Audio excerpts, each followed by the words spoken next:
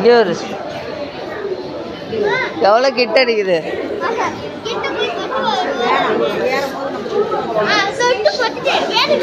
இதை விட்டு இதை கிறக்கு.